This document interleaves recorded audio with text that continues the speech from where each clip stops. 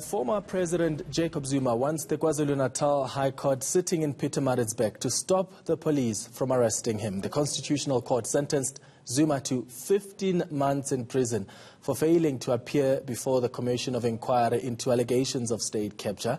He was in fact given 5 days to go to prison on his own or face arrest by the police.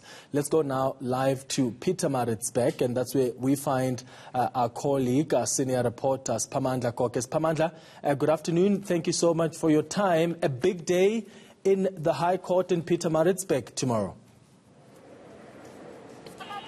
Indeed, it's a big one, simply because the former president wants this High Court of South Africa sitting in KwaZulu-Natal Division in Pietermaritzburg to stay his arrest. Remember, according to the Constitutional Court judgment, the former president was given 5 days to hand himself over to the nearest police station, whether in Johannesburg Central or Nkandla.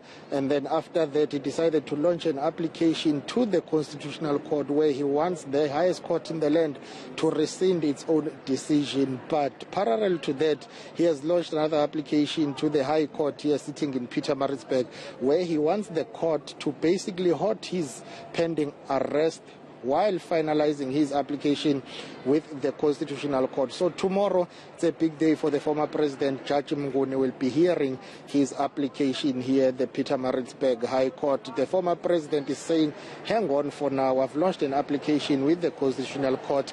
The apex court in the country is the one that issued a judgment or handed down a judgment that he is guilty of not honoring that court order of going back to the Zondo Commission or the State Capture Commission of Inquiry. So because of that, he was found guilty by the Constitutional Court and sentenced to 15 months in jail. But he has since launched this legal application saying he wants the Constitutional Court to rescind that. But I think for him here, the most important issue is to say, in the meantime, pending the finalization of that application, which will be heard, by the way, on the 12th of July, which is next week, Monday.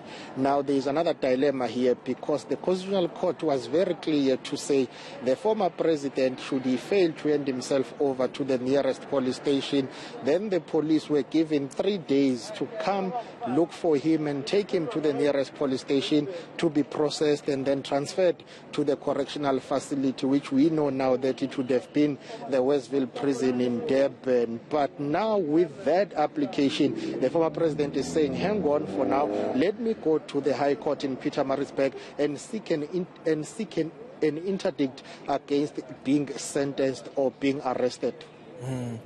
And Spa, you were listening to Advocate Dalimpofu, who is representing the former president yesterday in Nkandla during that address to the media. What clarity has he provided around the two applications and what those applications actually mean for the order of the Constitutional Court for Zuma to hand himself over to the police? Because the confusion has been, well, we've filed these applications and therefore there's no requirement on the part of the former president to present himself before the SAPS by yesterday, which was the deadline, and now even the police minister says we're waiting for the clarity from the court tomorrow and that is going to guide their approach on whether they must implement that order to arrest the former president by midnight on Wednesday.